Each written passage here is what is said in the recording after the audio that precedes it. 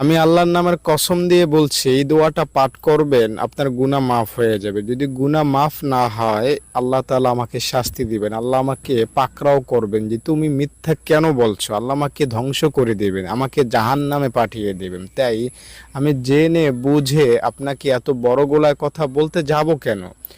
আমি নিশ্চিত করে বলছি, দায়িত্বের সাথে বলছি, ভরসা দিয়ে বলছি, একটু সময় দিয়ে এই দোয়াটা শিখেন এবং পাঠ করেন। গুনাহ মাফের আশায় আপনি মাফ পেয়ে যাবেন, একটা সিঙ্গেল গুনাহ থাকবে না। 1980 সালে যে গুনাহ করেছেন সেটাও মাফ হবে, 2025 সালে যে গুনাহ করেছেন সেটাও মাফ হবে। দোয়াটা আমি এখনই বলবো, তার আগে অনুরোধ করছি ভিডিওটিতে একটা লাইক করেন এবং কমেন্টে সবাই লেখেন আমিন। যারা লাইক করলেন, কমেন্টে আমিন লিখলেন, মন থেকে দোয়া করলাম দুহাত তুলে, আল্লাহ রাব্বুল আলামিন আপনাদের জিন্দেগির সব গুনাহ মাফ করে দেন। আল্লাহুম্মা আমিন। দোয়াটা বলছি, আস্তাগফিরুল্লাহ